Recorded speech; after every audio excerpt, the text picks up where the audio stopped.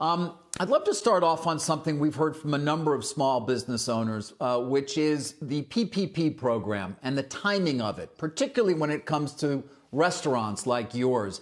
A number of people have been telling us that the payroll protection plan, as good as it was for them to get the money, doesn't work because you can't open yet. Has that been the case for you as well? Definitely, that is the case. The PPP program is well intended, and I believe it was really designed to help people like me. We were motivated to apply for it. We were fortunate enough to receive it, but it just doesn't work when we can't open our businesses. I'm about 4 weeks into my loan disbursement, and that means I only have 4 weeks left to go, and I'm still in a state where my business has to remain closed.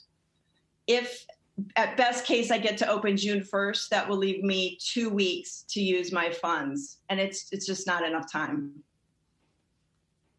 What would you want them to change, and how would it have to be changed to be more useful to you?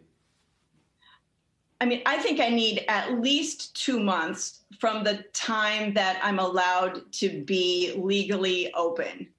The runway's got to be increased. And if we could remove any of the restrictions, if I could use more of the money for operating capital or working capital, that would be a benefit, or in order to pay more of my rent in the future.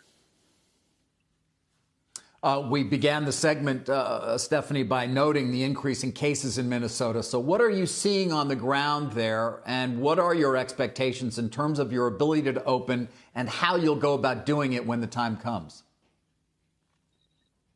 We are patiently awaiting an address from Governor Walz tonight. He's going to speak at 2 p.m., I believe, and more in the health and the numbers. And then tonight, again at 6 p.m., and we're hoping that he's going to, as he says, turn the dial.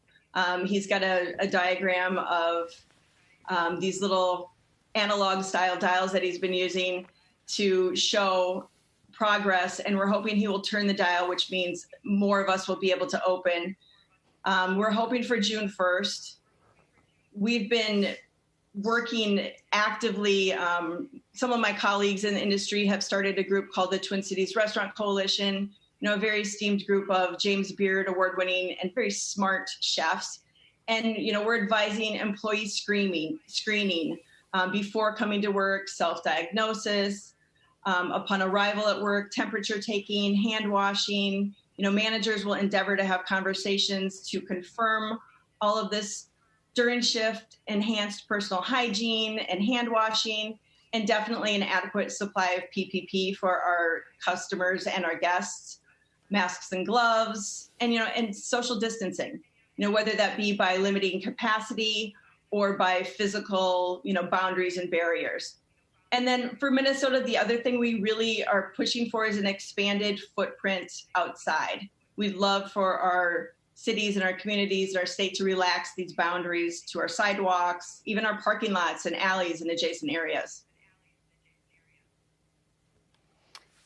Stephanie, you were describing some of the ways in which you have to adjust to reopen given the new reality. But between the spending on safety precautions and the spacing out of the restaurants, limited capacity, how do you turn a profit in this new world?